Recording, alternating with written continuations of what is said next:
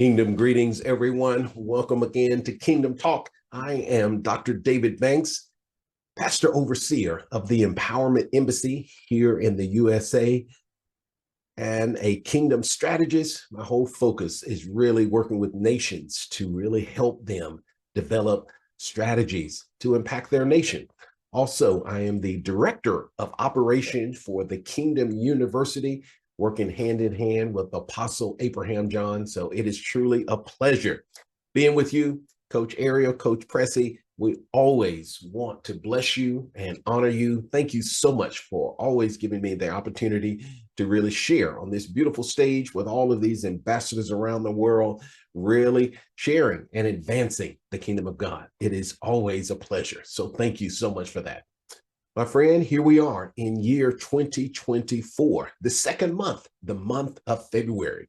I pray that your year is starting off well during the month of January. My friend, I'm expecting great things to happen in this year. My friend, that's what I want. I want you to have an expectation. All right? Have an expectation and anticipate God to do beyond what you can imagine. All right? And also, my friend, make sure that you expand your capacity. So many times when we get affiliated with the kingdom, we start assuming that, I know the kingdom.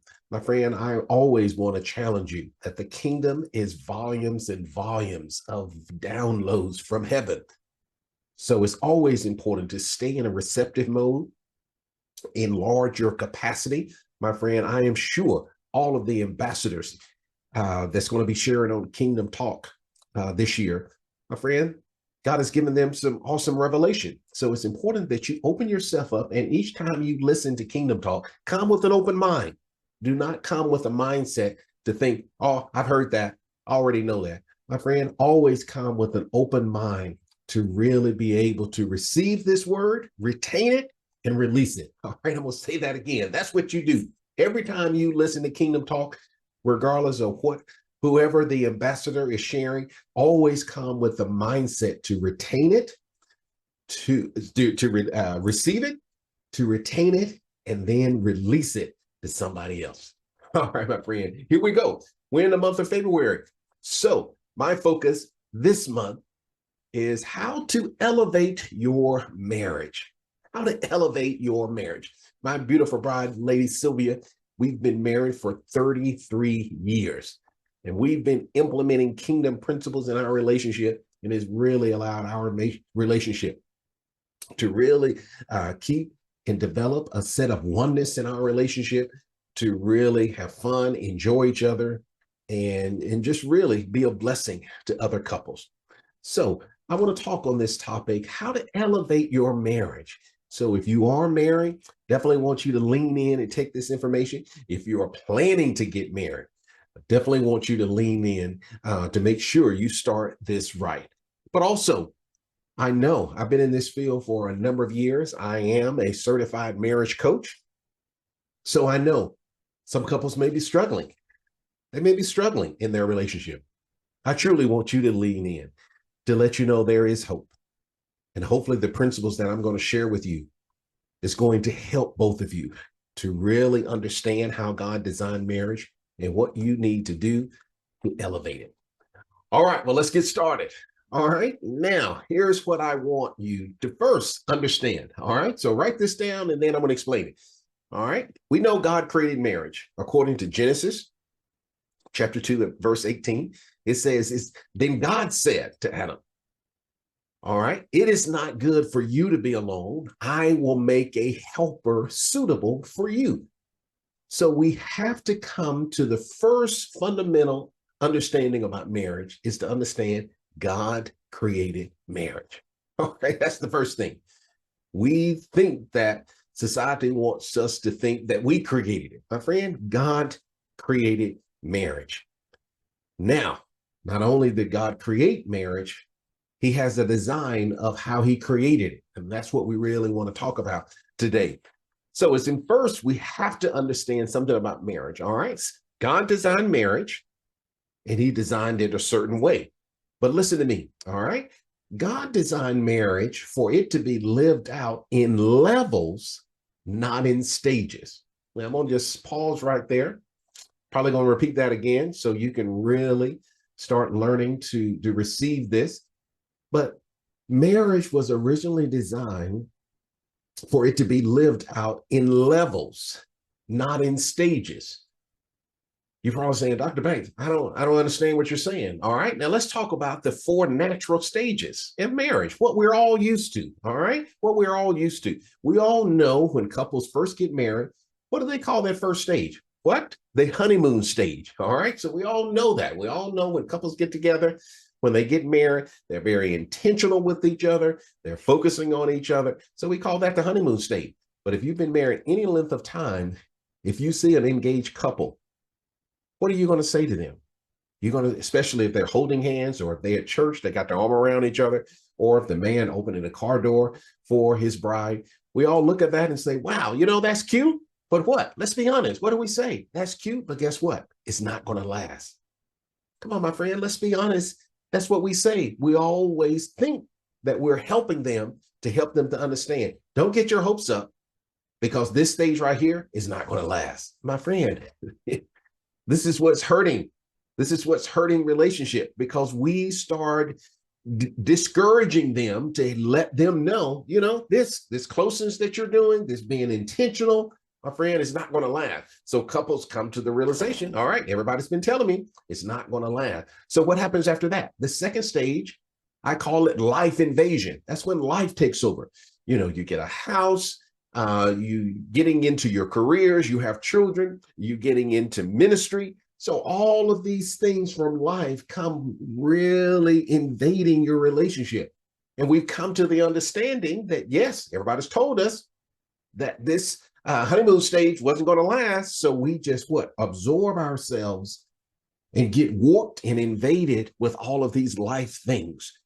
So now, instead of you being intentional, going out on dates, making sure you let each other know how much you love each other and you respect each other, my friend, all of that is understood now. Why?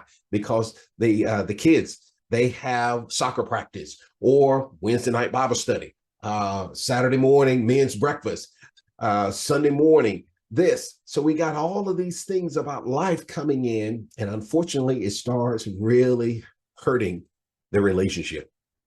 So the first natural stage, honeymoon stage, the second is life invasion, when life takes over. But my friend, guess what? When you start getting too comfortable, all right, I know this. Why? Because I've lived every one of these. That's how I know them so well. Normally when couples get stuck in life, and they got some good things, you working hard, you in ministry, you got this, you're on this board in the community. My friend, life takes over. So all of a sudden, tension. That's the third stage. Tension starts rising up. What is tension?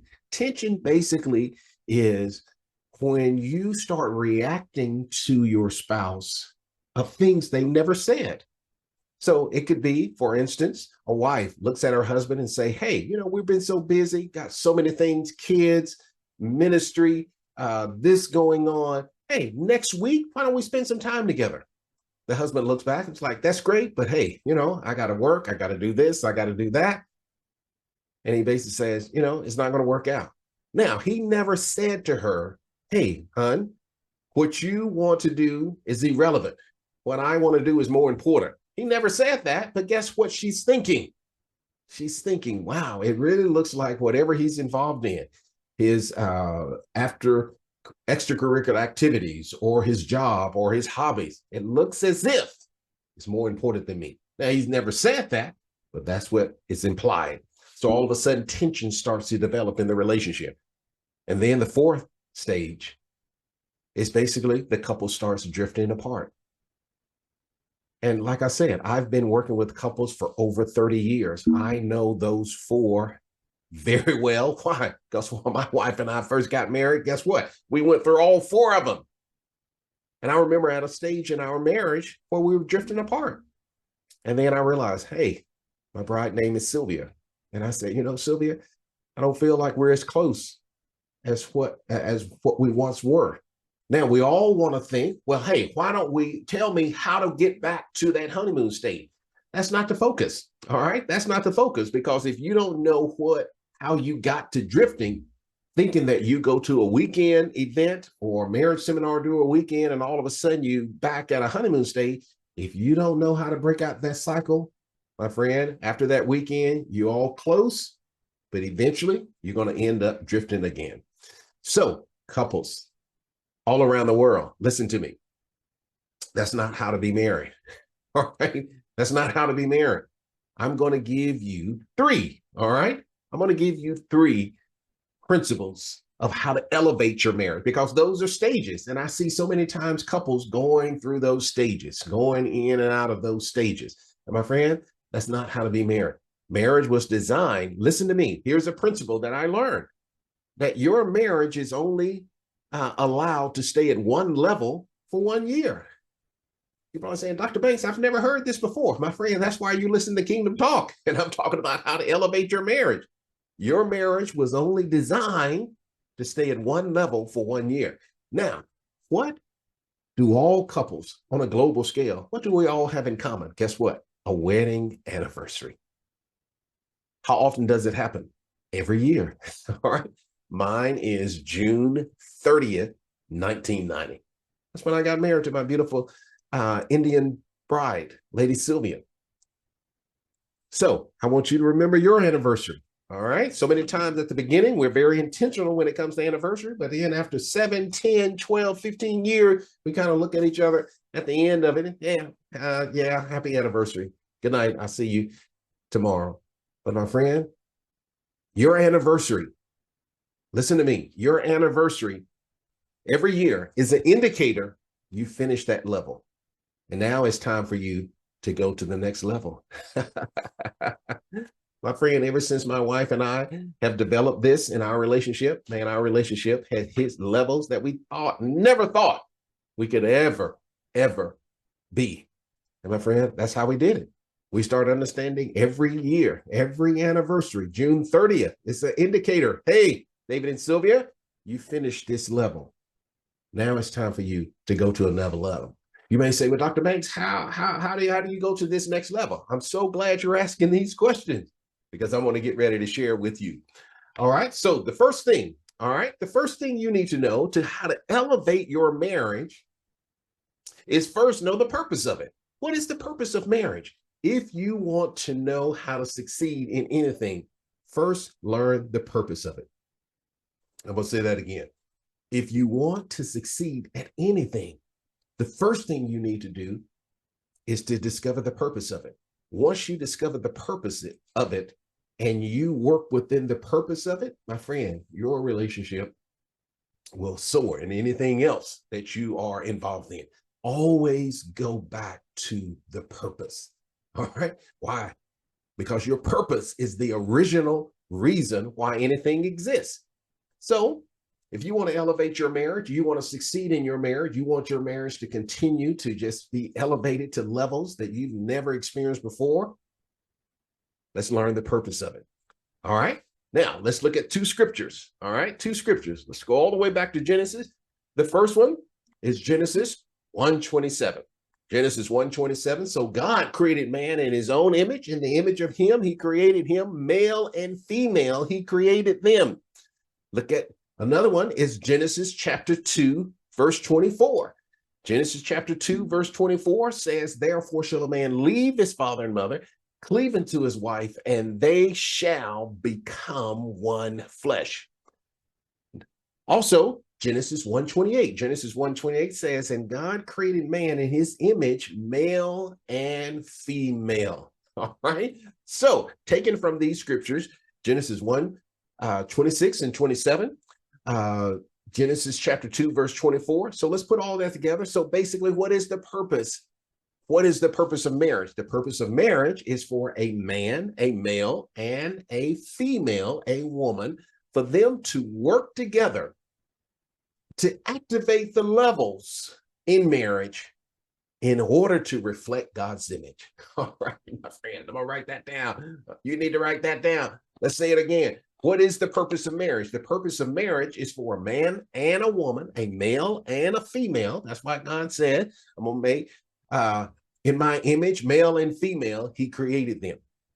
All right. So basically, what is the purpose of marriage? The purpose of marriage is to have a male, a man, a female, a woman, for them to work together to activate the levels of marriage. Like we said, marriage was never just set for it to just be in stages and stages. This cyclical model, marriage was really created for it to be on levels. All right. Every year you move into another level. So that's the way you need to think in your marriage. Whatever, however long you've been married, 5 years, 10 years, 20 years, 25 years, you need to look at each other right now and immediately say, it's time for us to go to another level. It's time for us to elevate. Say it to each other. It's time for us to elevate to another level. All right.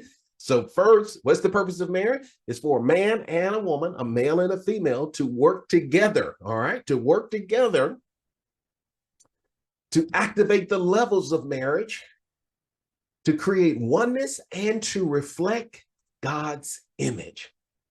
My friend, that's why Genesis 1:27 says, I'm going to make man in my image, male and female. So when a male and female come together in marriage, the whole purpose of it is to reflect God's image. All right. See, society has conditioned us that marriage and all of this is all about love. My friend, love is important. Love is important. But my friend, if you love each other and you're getting married, but you're not reflecting God's image, you're not going to fully reach the potential of what your marriage can produce. So if you've never heard it this way, my friend, that's why it's a new day and it's a new year. All right. So all around the world, this is what you need to understand. Marriage, a man and a woman coming together, working together to activate the levels of marriage in order to produce oneness. Genesis 2:24, therefore shall a man leave his father and mother, cleave unto his wife, and they shall become one flesh. So to activate these levels so they can obtain oneness, develop and maintain oneness, and also to reflect God's image. That's the first thing, my friend. All right. So hopefully you're taking notes and going back on these scriptures, because my friend, this is how I built my relationship with my bride. We've been married 33. This year will be 34 years. How have we done that, my friend? These principles that we've learned. All right. So that's the first thing. Understand the purpose of marriage. All right. Let's get to the second one. I'm only just give you 3 of them. My friend, I have 30 of them. All right. I'm only just going to give you 3 on this one. So I'm going to come back, Coach Ari and Coach Pressy, and share some more. But I'm going to just give you 3 today. So the first one is understand the purpose of marriage. All right. The second one. All right. Listen to me and write this one down, couples. The second one is to pause and reflect. To pause and reflect. All right. Now, let's go to Genesis chapter 1, verse 2. Now, look at this. Look at this. Listen to me on this one. Genesis chapter 1, verse 2 says, now the earth, look at here, now the earth was without form and darkness was over the face of the earth. All right. So the earth was without form and void, and darkness was over the face of the earth. The Spirit of God was hovering over the face of the water. So listen to those 3 things. It says the earth, there were 3 conditions that was happening in the earth. The first thing, that the earth was without form. It didn't have any order. It didn't have any order in it. So that's the first thing. It was without form. The second thing, it was void, which means it was empty. All right. It was empty. The first didn't have any form. Second, it was void. It was empty. Then the third thing, it says, and darkness was over the face of the deep. So look at this. The earth, when God looked upon it, it was in these 3 conditions. It was formless. It didn't have any order to it. It was void, which means there was something lacking. It was empty. And then darkness. Darkness is the indicating that there was ignorance. There was something you didn't know. So couples, listen to me. That's why it's important that you pause and whatever, however long you've been married, take this time, right? After you listen to this, my friend, you need to start applying it. So you need to take time and ask each other these three questions. Write these three questions down. Somebody that's listening to this, be so kind to write these three questions in the notes, in the chat, in the comment, because these three questions, my friend, will truly help you figure out why you're not elevating. All right. It's important to elevate, but if you don't know what's stopping you from elevating, and if you don't deal with that, my friend, you can have all the intentions in the world to elevate. But if you don't know what's stopping you. So here are the three questions. The first question is dealing with without form, no order. So basically, you need to ask yourself, what's in our marriage? What's out of order? That's the first question. What doesn't have a form? Is it our communication, where we just feel like we just say whatever we want to say to each other? Our finances, it's all messed up. Our intimate life. So you really need to figure out what's out of order in our relationship. That's the first thing. You need to be honest with each other. You don't need to blame each other. You need to just look at your relationship and just realize this is probably out of order. This has no form. When we communicate, it has no form. We say things that end up offending each other, hurting each other, or we don't talk at all. That's out of order, right? So that's the first question. What is out of order? What has no form? All right. The second question you need to ask yourself, dealing with the void, you need to ask yourself, what's missing? What's missing in our marriage? We're so busy doing so many things for the Lord. What's missing in our relationship? It could be time. We're not spending time together. It could be communicating. We're so busy working, doing ministry, where guess what? We are missing the opportunity for us to have a date night or to really spend some time. Or maybe what's missing? Maybe you're not praying together. Maybe a spiritual component is missing in your relationship. My friend, these three questions right here will save you tremendously. Will save you if you're honest with yourself. So you got to ask the question, what's the void in our relationship? What's missing in our marriage? And then the third question, dealing with the darkness, the third question is basically, what do we need to learn? What do we need to learn? Because darkness represents something you don't know, something you're ignorant about. So you need to ask each other, hey, what do we need to learn? Do we need to learn how to better communicate? Do we need to learn how to resolve conflict where both of us can respect each other and resolve something, even though we may have to agree to disagree, but we can still have a healthy relationship, activate the levels, and still reflect God's image, all right? So you need to pause and reflect. My wife and I, we spend time looking at these questions, asking these questions to make sure, hey, is there anything out of order that's hindering us from elevating? Anything that we're missing, right? That we need to take care of. And my friend, what do we need to learn? Even though my wife and I, we've been doing this for over 30 years, my friend, we're still learning, all right? We will never get to the point where we think we know everything. My friend, we still go to marriage seminars. We still have couples to hold us accountable, all right? Even though we've been married 33 years, we still want to make sure that we're always learning and learning how to do things better. All right. So many times I ask couples, how are you? And they say, good. And my friend, please understand, good is not good enough when you have the potential for your marriage to be great. I like that. I like that. We got to say that again. My friend, good is just not good enough when you have the potential for your marriage to be great. All right. So let's look at the third one. The third thing is you got to have principles. These are three things. Like I said, I got several more of them, but I'm going to just give you these three. These are three things to help elevate your marriage. First, get the purpose taken care of. Understand the purpose of marriage. Understand that. Then the second thing is to pause and reflect and ask those three questions. And then the third thing is to understand is to truly, truly live your marriage by principles. Live your marriage by principles. Like I said, we so focus on love. My friend, love can only be enhanced when you do these three things. All right. Your closeness will be only enhanced when you do these three things.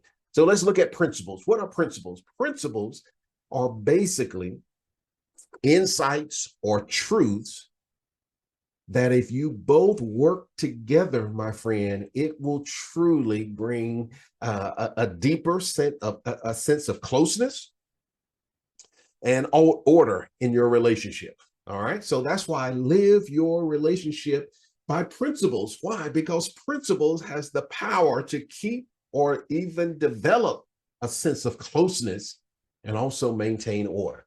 So let me break this down. Look at Genesis chapter 1. All right. Genesis chapter 1, verse 1 says, in the beginning, God created the heavens and the earth. So I'm going to break these principles. I'm going to break a principle down into three categories. All right. So whatever principle you want, it can be broken down into these three things. So the first principle is called desire. What do you desire? All right. What do you desire in your relationship? You desire to better communicate. You desire to learn how to spend more time together. You desire to have a deeper, intimate life, not just the physical, but there is a spiritual intimacy. There is a soulish intimacy. So first figure out, what do you desire in your relationship? So that's why it's important for both of you to talk and say, what do we want? What do we desire? That's what God desired. Genesis 1, verse 1, in the beginning, God created the heavens and the earth. That's what he desired. All right. So that's the first thing you have to sit down. Maybe, hey, we want to desire our finances to be in a place where we pay off debt. We can be a blessing to others. So first, figure out what you desire. All right. Next thing is development. What do we need to do to develop ourselves to meet this desire? Genesis 1:1, we said in the beginning, God created the heavens and the earth. Genesis 1:2, we see the earth was formless, void, and dark. The Spirit of God was hovering over the water. But then Genesis 1:3, verse 25, what was God doing? He was developing the earth to coincide what it desired. So first, figure out, what do you desire? And then what do we need to do to develop that? If we want to learn how to communicate, what do we need to do to develop that? Do we need to go and seek counsel? Do we need to go to a marriage seminar? Do we need to buy a book on communication in marriage? Figure out what you need to develop in order to make that desire a reality. All right, I'm breaking this thing down. So first, figure out what you desire that you want in your relationship. Next, figure out what you need to do to develop it. So we see in Genesis chapter 1, 3 through 25, what was God doing? Developing. He said, all right, all of this water, we got to separate it. So we're going to put some water under the ground, on top of the ground, and in the heavens. Now, once we get that, then all of this dry land, hey, now we want trees to come up and all of this under the water. We want fish and all of that. What was he doing? Developing. So that's the first. Get your desire. Figure out what you need to do to develop this. And then third, you got to dominate in it. All right. So look at God. Genesis chapter 1, 3 through 25, he's developing everything. And then when he got to verse 26, Genesis 1:26, then God said, let us make man in our image and let him have what? Dominion over the what? Fish of the sea, birds of the air, and over everything that moves along the ground. So my friend, once you figure out your desire, so let's say you want to deepen your communication. Make that a desire, something that you both agree. We need to deepen our communication together. Then figure out how to develop it. Either get a book on it, have a counselor to help you with it, go to a marriage seminar, talk to your pastor, talk to a marriage counselor or a marriage coach. Let them help you develop it. And then once you develop it, my friend, dominate in it. Why do I say dominate in it? Because you're going to have things that come against you to stop you from developing this and to hinder you from it. But my friend, you got to dominate it. You got to dominate it, right? You got to walk in this thing. So when you learn how to communicate on a deeper level, my friend, you got to dominate in it, all right? You got to get to the point of realizing I'm refusing to let all of these outside forces hinder our relationship. So we're going to conquer it. We're going to dominate over it. My friend, that's how it works. That's how it works. And my friend, when you do that, you just now are living by principles. Once you do that in your communication, decide, let's go to another area in our relationship. My friend, let's just think that's what you're working on all the time, developing these principles. My friend, your love for each other will continue to be elevated. Your passion for each other will continue to be elevated. And my friend, you're going to be well on your way. All right. This is how you elevate your marriage. Understand the purpose, my friend. Understand the purpose of it. Really pause and reflect and ask those 3 questions. And then, my friend, develop principles. Desire what area you want to work on, develop it, and then dominate it in it. My friend, I want you to be encouraged. All right. I want you to look at your spouse and realize, hey, we're going to make it. Why? Because we know how to elevate. Because this is what I have found. This is what I have found. The reason why couples continue to have problems, why? Because you've been on the same level way too long. Not to say when you go to another level, you're not going to have problems. But my friend, you're always going to continue to have different things to hinder your relationship. But some of these same things that you've been dealing with, same things that you've been arguing about, why? You're on the same level. And your marriage is trying to say, you need to move on up to another level. All right. So my friend, I want you to walk in peace in your marriage. All right. I want you to walk in peace. Don't let your ego. All right. Don't let pride. If you're struggling in your relationship, my friend, don't keep it a secret. If you don't know how to get your marriage elevated, my friend, be honest enough to ask somebody. Don't allow your marriage to be deteriorating because you've let pride enter your life and think, I don't want anybody to know what we're going through. My friend, if your marriage deteriorates and you get divorced, everybody's going to know, all right? Everybody's going to know. So don't let pride hinder you. If you don't know how to take your marriage to another level, my friend, be open and ask. Let somebody help you, all right? So my friend, I love you and I want the best for you. Coach Ariel, Coach Pressy, you guys make a beautiful couple. I love you so much. And my friend, all around the world, be encouraged wherever you are. And again, one last thing, my friend, make sure you don't allow your marriage to just totally be culture focused, all right? But it needs to make sure it stays with God's design, because some things in culture all around the world, in the US and everywhere else, some culture things in marriage doesn't line up with God's design. And you got to be willing, you got to trust God enough to make sure that your marriage is elevated, that it's just not on a cultural focus. Hey, in this culture, we don't say I love you to our spouse. That's not in our culture. But do you know that's what she needs? All right. Do you know? Well, that's just not our culture to hold hands. Well, what if he wants that? What if she wants that? So stop allowing culture to really hinder your marriage or keep your marriage down, that it can't be elevated because of what culture is going to say. My friend, make sure your marriage stays with the way God designed it. And I've just shared 3 of them with you. All right. Blessings to you. I'm looking forward to seeing you next month. God bless you.